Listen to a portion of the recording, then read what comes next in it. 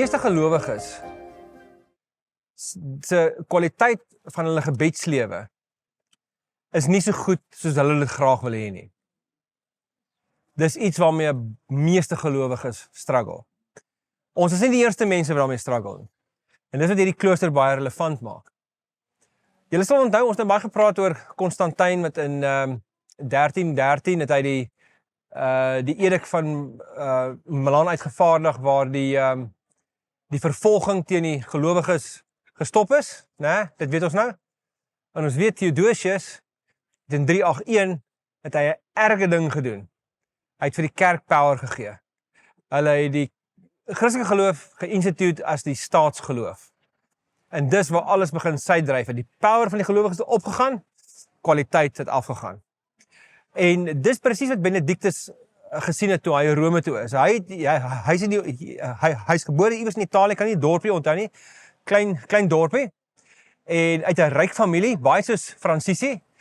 En hy is Rome toe om te gaan studeer. By 'n Christelike universiteit. En hy is toe absoluut 'n pol, dit is nie in 500s gewees, vroeg 500s, omtrent jaar, hy's in 480 gebore, so hy was so net onder die 20 toe hy in Rome aankom te swat, sy ouers het hom gestuur, om hy Christelike, om opvoeding te kry, ook Christelike opvoeding te kry, en hy's absoluut geskok oor die lae kwaliteit van Christelike geloof, die lae morele waardes wat die kerk ewe skielik gehandhaaf het, na die kerk staatsgodsdienst geword het. Die mense het nie meer ordentlike gebedslewens gehad nie, daar was geweldige morele verval. Die hoeveelheid martelare wat die kerk geïnspireer het in die eerste 3 eeue, het drasties afgeneem, want daar is uiteraard nie meer vervolg nie. En dit het hom so ontstel, hy het sy studies gestaak, en hy het getrek na 'n klein dorpie, so eentjie buite Rome, en hy het daar so 'n beweging begin, waar hy gesê het, kom ons leer mekaar hoe om te bid, en hy het gedink, dan moet balans in die lewe kom. Net soos ons vandag dink. Die lewe het nie genoeg balans nie, mense is te besig, hulle is te vinnig. Die kerk is vir die eerste keer gepolitiseer en geëkonomiseer. Dit beteken, dit wat die kerk gevoed het, is politieke oortuigings, baie soos dit vandag in sekere westerse lande aan die gang is, en natuurlik oosterse lande ook, in midde-oosterse lande, en dis geëkonomiseer. Dan word die kerk ewe skielik baie geld, en nou word die kerk 'n plek waar mense eintlik dink, waar kan ons die meeste geld kry? Hulle begin 'n sukses meet, aan die hoeveelheid geld wat hulle het, en hoeveelheid mense wat hulle het, en hoeveelheid sogenaamde sukses wat hulle beleef. En dit het 'n direkte, slegte impak gehad op die kwaliteit van die mense se geestelike lewens. So Benedictus het gesê, daar moet 'n balans kom tussen gebed, tussen jou werk, en jou gesinslewe. En hy het mense begin help, en hy het toe nog nie heeltemal nie, maar hy het begin om goeders te formuleer, oor hoe om gelowiges te help, hoe om in 'n verhouding met die Here gebalanseerd te lewe. By gebalanseerd het eintlik bedoel 'n toegewyde lewe. Nie geëkonomiseerd en gepolitiseerd aan die een kant toe in 'n oppervlakkige lewenstyl nie. Maar daar was 'n mede-monnik gewees wat jaloers geraak het op hom, en in plaas van om die ou in stryd te tree, het hy weggegaan, en hy het gekom op hierdie heuwel, hierso in Casino, wat toen eintlik genoem is Casino, en hy het die klooster hier begin. En hierdie het die sentrum geword vir die monastiese beweging, die Benedictaanse orde. So Benedictus het ook 'n orde, wat nou hom vernoem is, hy het nie die orde begin nie, hy het maar net die movement begin, en so op hierdie plek het hy klomp volgelinge met mekaar gehad, en hy het as 'n mentor opgetree, en hy het 'n hele ding opgestel, wat hy genoem het die Regula Benedicti. Die Regula Benedicti is 'n geskrif wat hy opgestel het met 73 lang hoofstukke, is hy taamlike storie, en waarin hy nie reëls opgestel het. Die woord regula beteken reël, maar dit beteken eintlik lewensritme. Wat is die lewensreël wat jy moet volg as jy 'n verhouding met die Here wil hê, as jy toegewyd aan die Here wil leef, as jy 'n verhouding met die Here wil pursue? Want nou, die Here wil ons hê. En hoe kan ons 'n lewe van gebed leef? En so in hierdie omgewing het hulle 'n klomp goed saamgestel. Een van die dinge was natuurlik ook baie soos Fransisi, dat jy moes alles opgee, hulle moet ook 'n wel van poverty, nie streng gesproke, ekskuus, nie 'n wel van poverty nie, nie so radikaal nie, maar jy kon geen persoonlike eiendom besit as jy hier aansluit nie. So jy sluit hier aan, jy werk hard, 'n deel van sy regula was die hart van alles was gebed gewees. Maar daar's 'n klomp ander goed wat hulle ook moes doen. Hulle moes mekaar dien, mekaar help. Hulle het hulle eie kos gemaak, hulle eie skottel goed gewas. Hulle het hulle eie tuine gebou. Hulle het geglo manual labor is 'n baie belangrike geestelike dissipline. Hy sê om net ryk te wees, net al die magte is nie goed vir jou nie. So jy moet weet wat dit is om fisies te werk. Dis geestelik. Die Here het ons gemaak om te arbeid. En so maar die hart van alles was gebed geweest. Hy het onder andere het hy 12 in sy, ek kan nie hoeveelste hoofstuk nie, het hy 'n 12 stap proses saamgestel oor hoe om regtig nederig te wees. Nou nederigheid is nie eintlik by ons in ons wêreld 'n groot waarde nie. Ons weet die Bybel sê ons moet nederig wees. Maar nederigheid is nie 'n ding regtig wat mense regtig baie motiveer nie. Ek onthou Bill Hybels het jare terug hy het begin boeke skryf en die uitgewers het 'n kontrak met hom gehad wat hulle altyd sy boeke gepubliseer het wat altyd baie goed verkoop het. En toe sê hulle een keer vir hom hy moet 'n boek skryf oor nederigheid. En hy sê te vir hulle die boek gaan nie verkoop nie. Mense koop nie boeke oor nederigheid nie. Hulle wil nie nederig wees nie. En hy noem die boek toe Descending into Greatness, né? Dis 'n baie mooi Bybelse boodskap, Descending into Greatness. En hy sê hy was reg, die boek het nie verkoop nie. Want mense stel nie in nederigheid belang nie. So in hierdie wêreld wat die gelowiges ewesklik baie mag gehad het, ek gaan sommer net vir hulle interessantheid lees, hy 12 reëls vir nederigheid, 12 stappe. Het begin by fear of God, so jy moet uiteraard 'n vrees vir die Here gehad het, hy's die Here, en ons weet nou al, dit beteken nie, jy weet 'n vrees wat jy soos 'n inbreker oor jou huis inbreek en jy vrees, jy's in hoekie en been, hoop maak jy nie dood nie daai tipe vrees nie, maar 'n absolute onsag en eerbied vir die Here, 'n hoë visie van God. Die tweede enetjie, 'n ontkenning van jou eie wil. Ons sê vandag, gee uitdrukking aan jouself. Die Bybel leer, verloon jouself. Die derde stap, gehoorsaamheid aan jou superiors. Wie ook al oor jy aangestel is.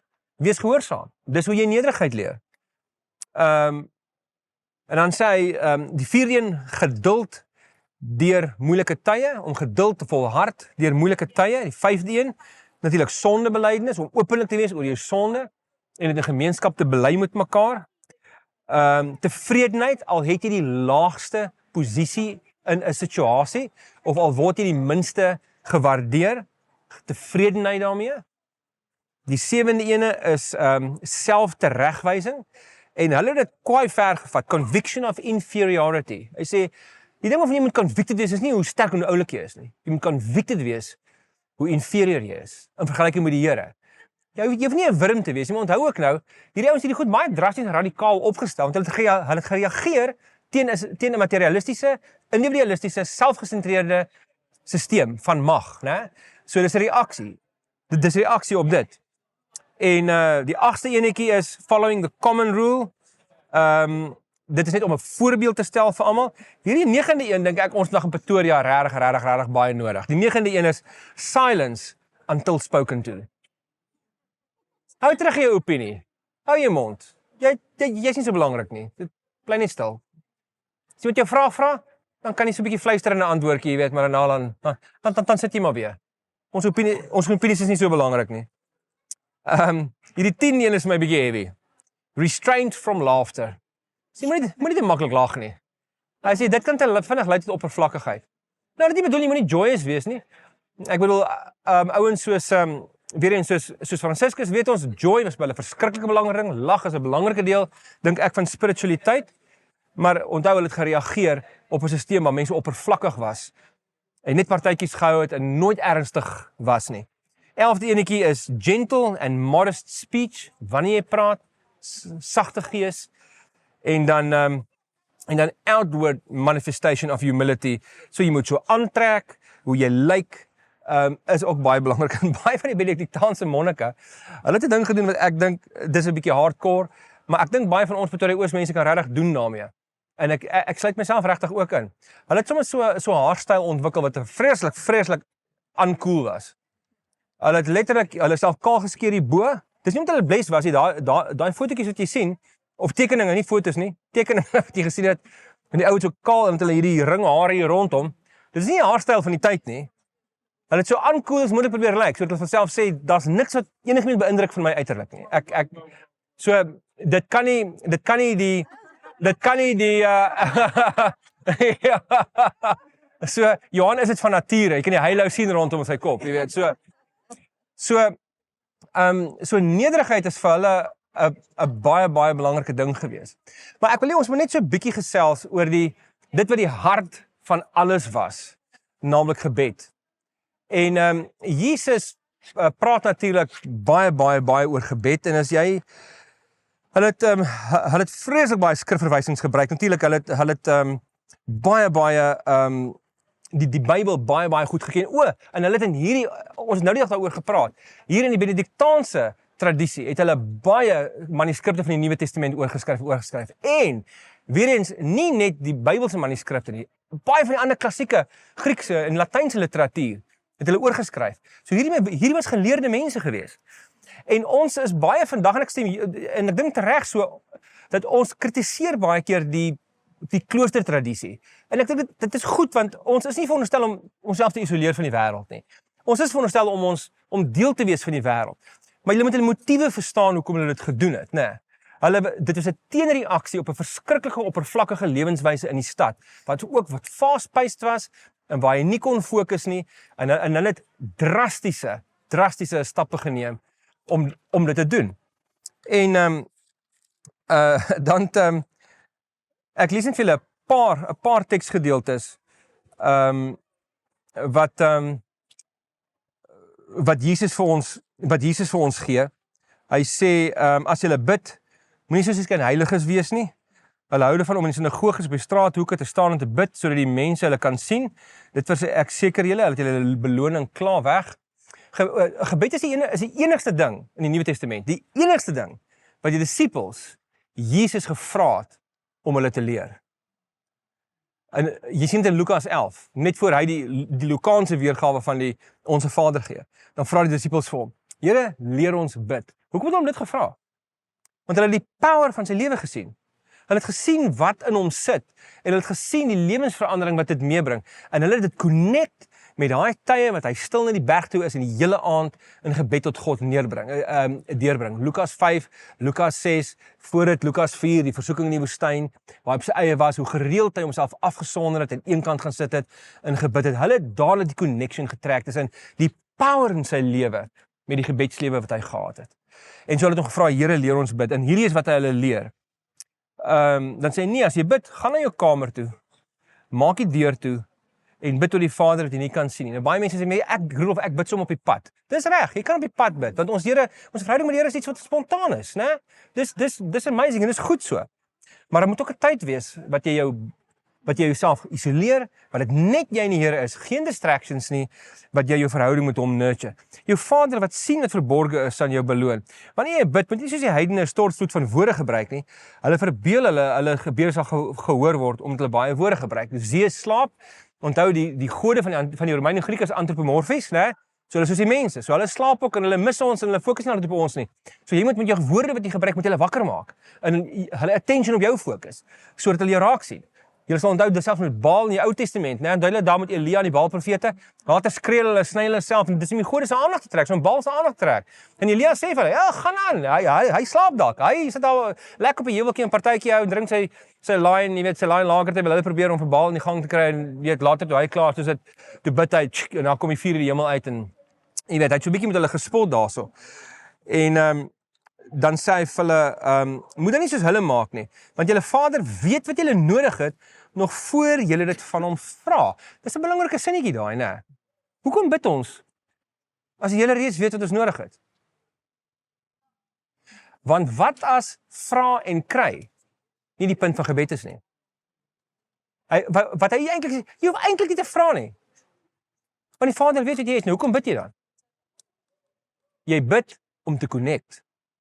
Jy bid om jou verhouding te nurture. Gebed is soos 'n huwelik met kommunikasie.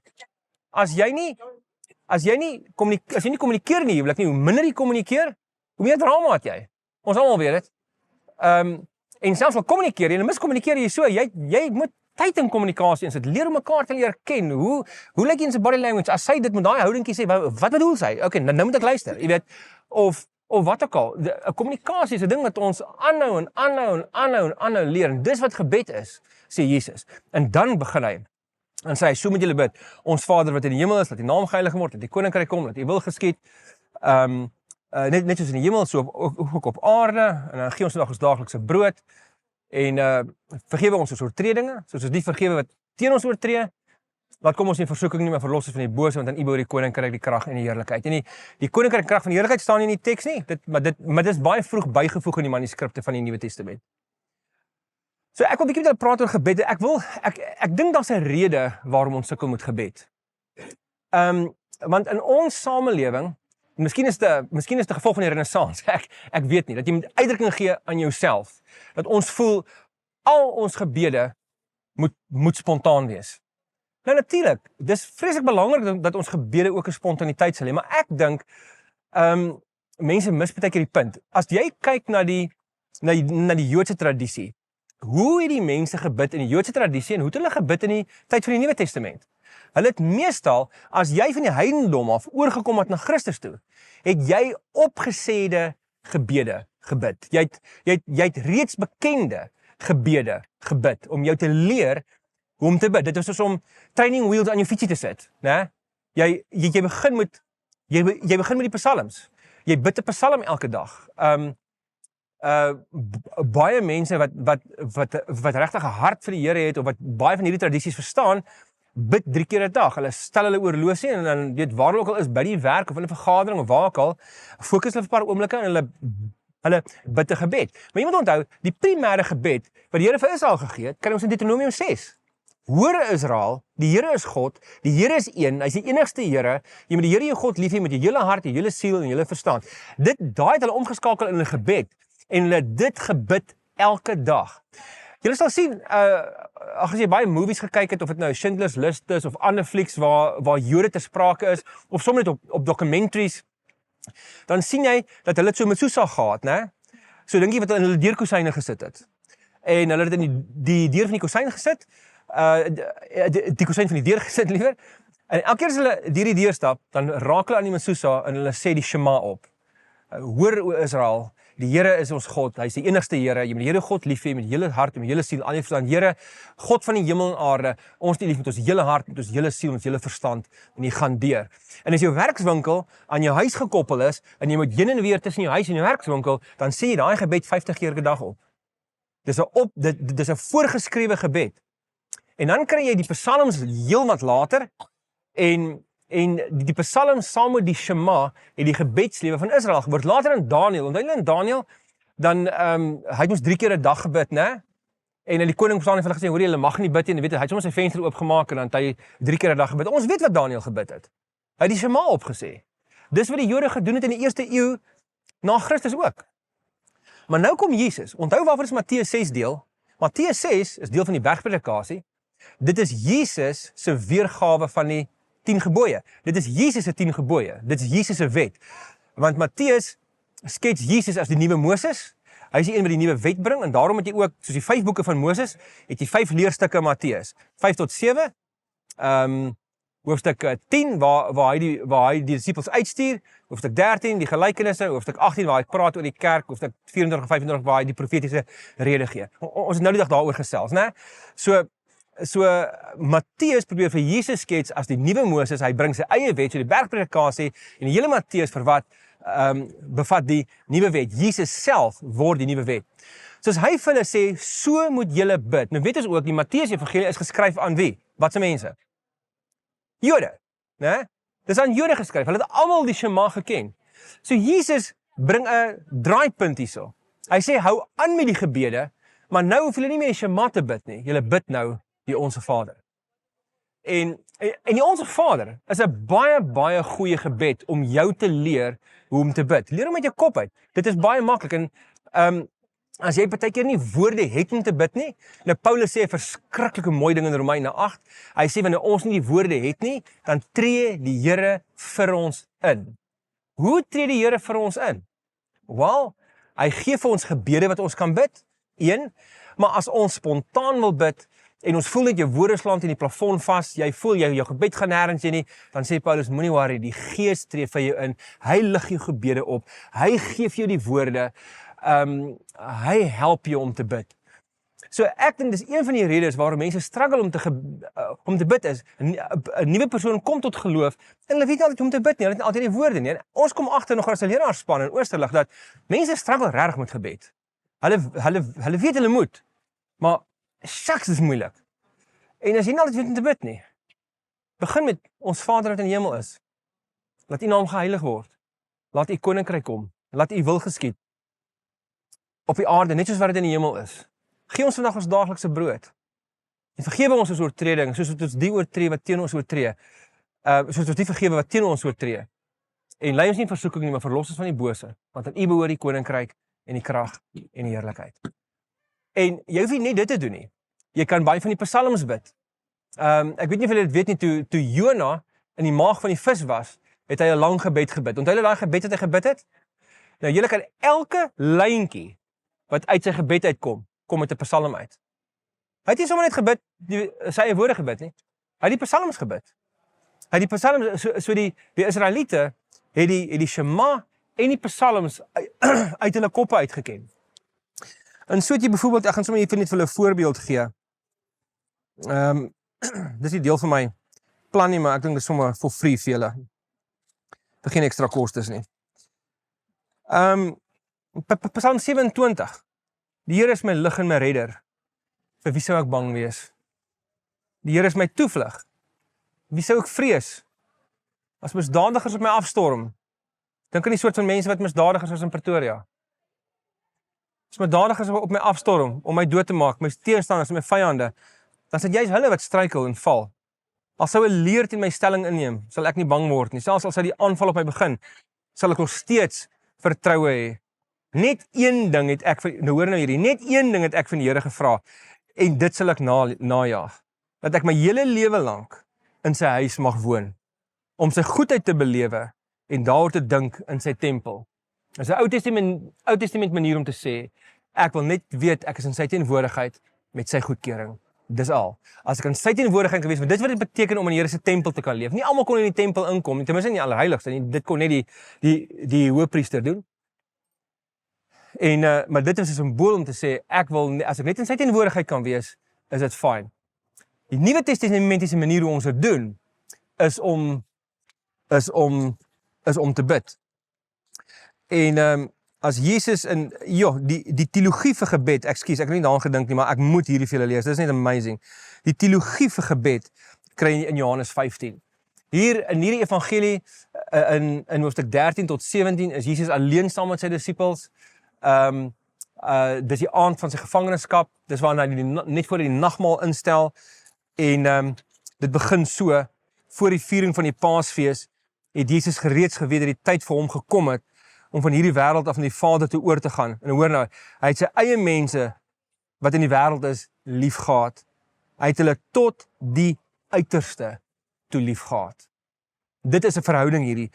En dan begin hy hoofstuk dan spandeer hy die aand met hulle. En dan sê hy vir hulle hoofstuk 15. Ek is die ware wingerdstok en my Vader is die boer. Elke loot aan my wat nie vrugte dra nie, sny hy af, maar elkeen wat vrugte dra, snoei hy reg, sodat nog meer vrug kan dra. Julle is al reeds reg gesnoei deur die woorde wat ek vir julle gesê het. En hoor nou wat sê hy, julle moet in my bly en ek in julle. 'n Loot kan nie uit sy eie vrugte dra as hy nie aan die wingerdstok bly nie. So onthou wat sê hy? My Vader is die boer, ek is die wingerdstok, jy is die loot. Hoe gaan jy vrug dra? As jy in my is en die lewenssap uit my uit kan trek, wat ek uit die grond uit trek, ek gee vir die lewensbronne, want ek trek dit uit die grond uit. Ek stoot dit in die loot in. As jy wil 'n vrugbare lewe lei, bly in my. Nou, hulle ken hom klaar. Hy bedoel nie, kom na my toe nie. Hulle is klaar daar. Hy bedoel, bly in my, wees intiem ingebed in my, soos wat 'n loot in die wingerdstok is. Julle moet in my bly en ek en julle 'n loot kan nie sy eie vrugte dra nie as hy nie aan die wingerdstok bly nie. En so kan julle ook nie as julle nie in my bly nie.